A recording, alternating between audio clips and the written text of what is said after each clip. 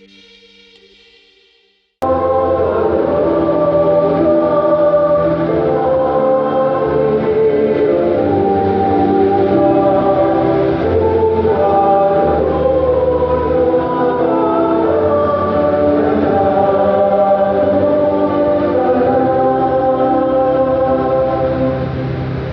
ngalan sa Mahal sa Anak ug sa Espiritu Santo, ang Ginoo manakaninyo.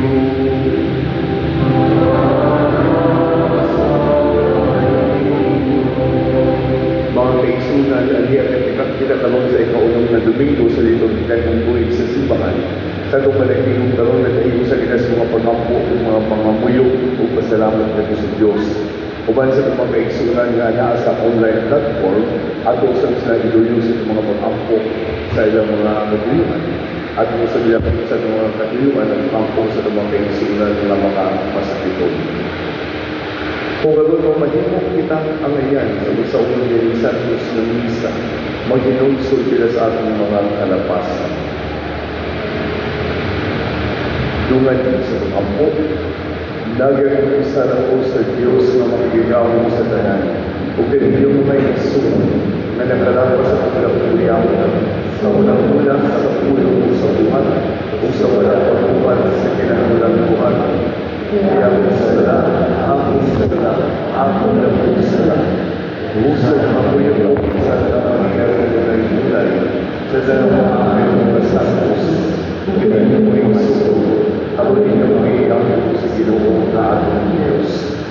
Kaluitan punta ka sa Diyos na makikigawin sa matanan. Pasayloon sa aking mga sala, dahil na kitagitiyan na ito sa pinagmamulay. Amen.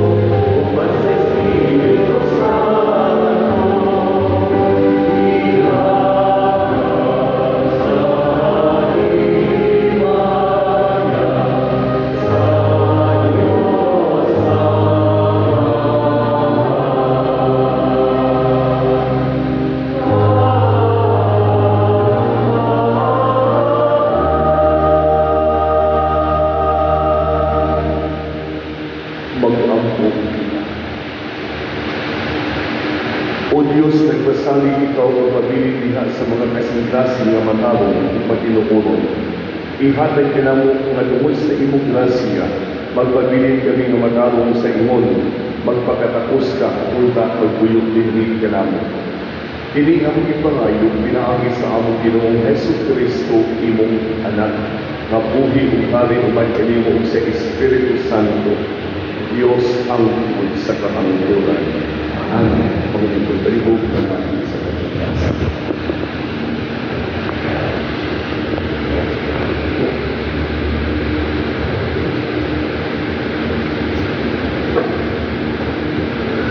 Gikan sa basahon ng propeta Jeremias. Nagingon ang Ginoo, sinutan ko ang tao nga matalikod kanako, o musalig hinuon sa mga tao, o sa puso sa tao. Sama sila sa usa ka bukol sa kalingawan, nga nagtubo sa ugang yuta, o sa yuta kaparat, diin walay laing tanong nga moturog, o wala kayong maayo na naangko niya. Apan panalangin ko ang tao na mosalig kanako. May sama siya sa kahoy doon sa tubig. Muguyanan ang mga gamot niini ngadto sa saka. Dili siya mabalaka, konting init na, kay dili matagas ang iyang mga dahon. Kung dili muulan, dili ihapon siya mabalaka, o magsige siya pamungan. Ang bulong sa Ginoo. Salamat sa Diyos.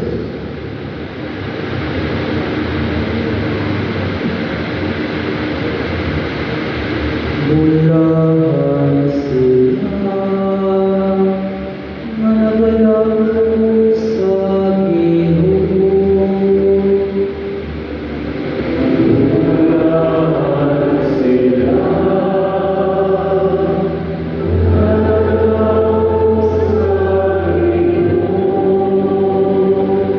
bulahan ang tao mawalang sunod sa tamban sa lautan.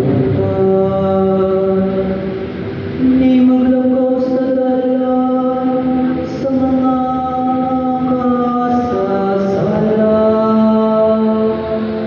Ni makihuban sa mga walay ulam. Kundi nalipay pagbalanggo sa balangod sa Ginoo, sa adlaw ug sa gabi.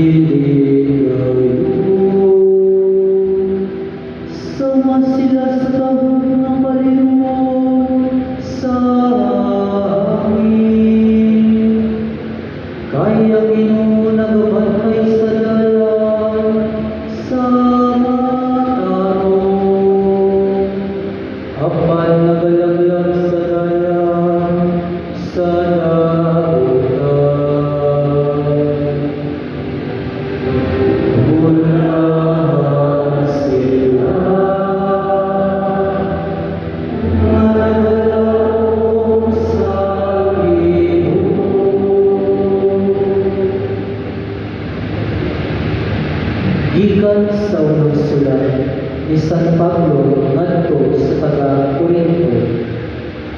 Karon, sanglit ang atong mensahe mao nga si Kristo ibanhaw.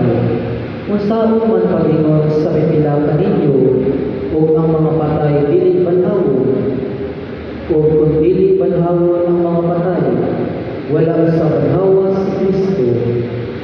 O kung wala banhawa si Kristo, kawang lamang ang inyong pagtuo o makasasala ihapon kamo. Nagpasabot usab kini nga mga laklag ang mga nagtuo kang Kristo nga nangamatay na. Kung ang atong paglaom kang Kristo ani ara ining kinabuhian, na kita ang labing makaluluoy sa tanan ng mga tao. Apan tinuod mao nga gibanhaw si Kristo, ingon nga pasalig ng kadtong nangamatay, banhawon usab. Ang pulong sa Ginoo. Salamat sa Diyos.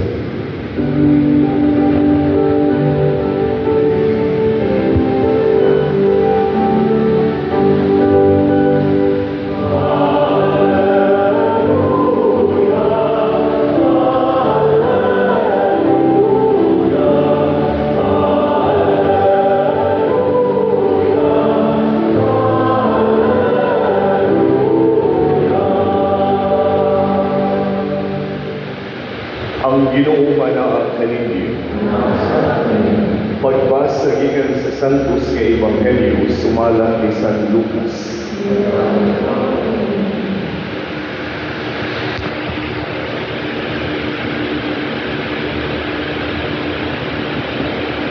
Sa nakalungsong na sila sa bungtod, mitindog si Jesus sa usa ka dapit nga patay kauban ang napipitan sa iyang mga tinun-an. Dito may daghang tao nga gikan sa tibuok Judea ug sa Jerusalem ug sa mga syudad sa kabaybayonan sa Tiro ug Sidon. Unya gitan-aw sa Jesus sa iyang mga tinun-an ug ningon, "Bulahan kamong mga kabus, kay inyo ang giharian sa Dios. Bulahan kamong mga gigutom karon, kay kamo pagapuston. Bulahan kamo nga karon naghilak, kay kamo malipay ra niya.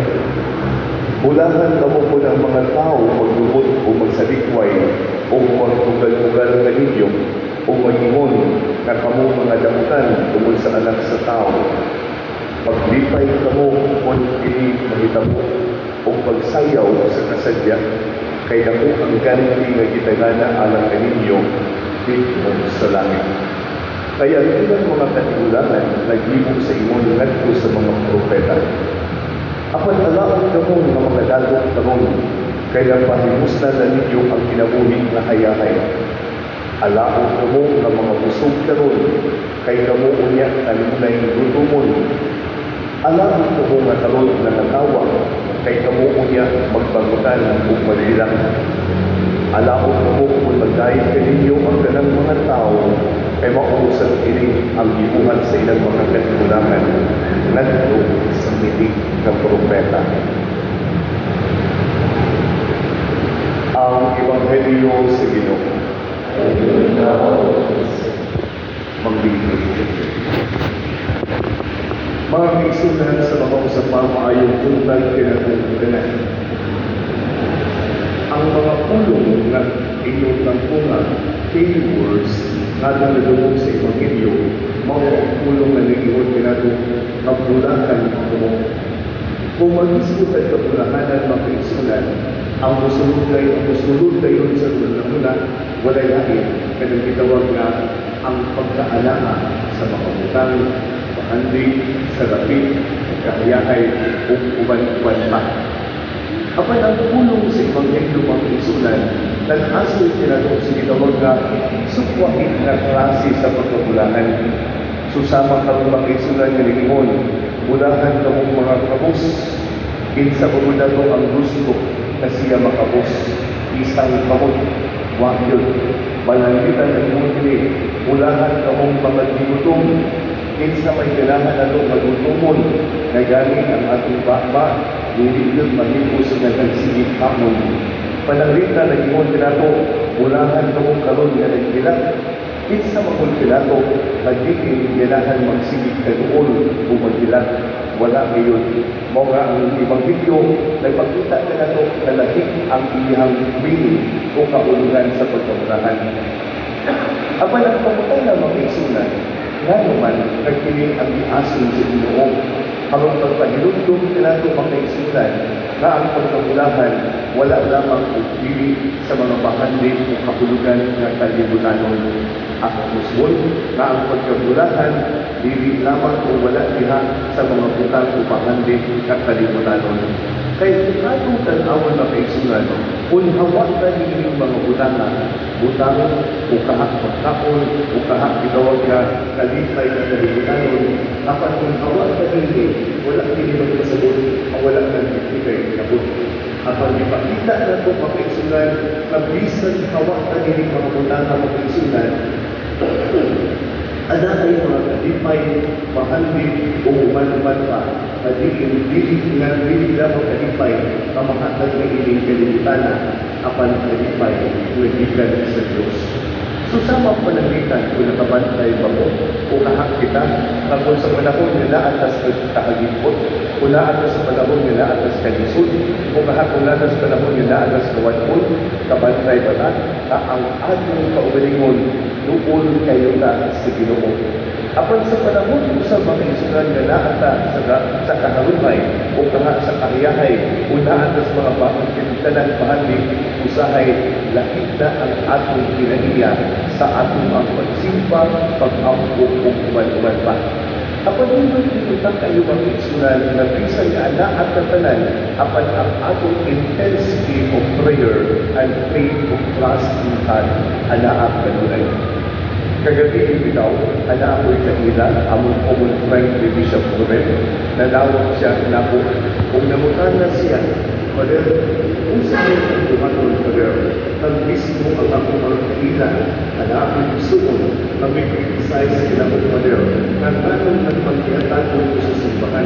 Kunya na ba, Father, ang akong pagpagkiyatan ko sa simbahan, hindi pa ni ginagmay, ginagmo pa rin, ay para lang ko, Father, the church is a fulfillment of my promise na ito sa Ginoo.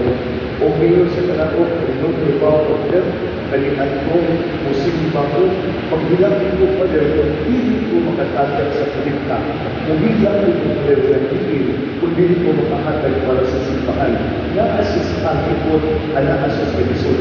Apan the moment na naasis kanisod, mga kaisulan, itong nagpunga, wag sa bawat isbal na akong saling sa Ginoo.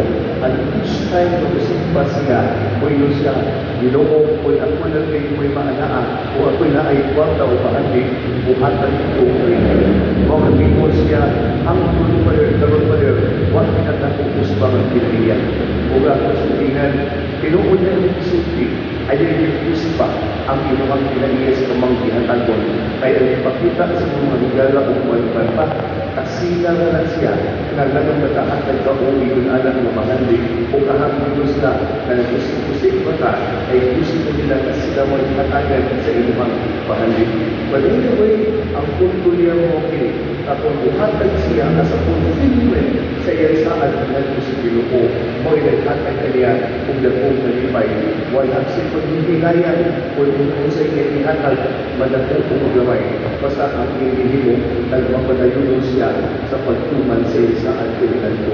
Kaya again, may yun siya, magbalik ko yan yung ako ang experience kinihan ko na inisipan ng ito, what ito'y pahandi, what ito'y mahot, magbilaki ko mo rin panahon sa kulikta, kaya what ito'y ikanagya, what ito'y ikanagyan. But anyway, ang punto na ipakita ang isunan sa iyong kawanpon, ang iyong pagsaling sa Ginoo, iyong naangkon ang pagkabulahan.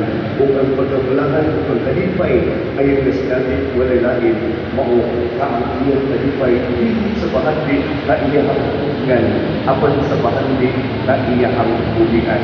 Kay para niya, ang iyong kalipay is to fulfill her promise na ito sa Ginoo. Mga sa kumpanya makisunan, nindot sa kayo ang pagpaimang ng pinako, gikan sa unang pagbasa. sa libro ni Propeta Jeremias nga iyon kinako, silutan ko ang tao ang talikod kinako kung musaning Ginoo sa mga tao o sa mga kusog sa tao.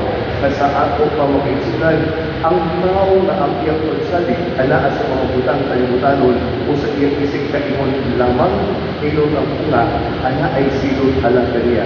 O kapusa sa silot makaigsunan, at hindi niya maangkol ang tinuod ng pagkapulaan.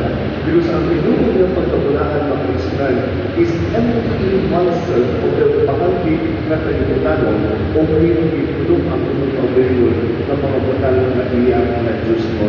Mga sa pagpapalayo ng Santo Krista, wala sa mga magpasabot ang isunan, at wala ang kahit pagkakutan, wala ang isa na piti at kang pagkatao, hindi na mauangkot ko sa pamilyo, kapag nagpagkutong ko yung mga isunan, na aking palikaputan, paligid ang kabulakanan na ito, kanang nagagitan na iyan at sa Diyos mo.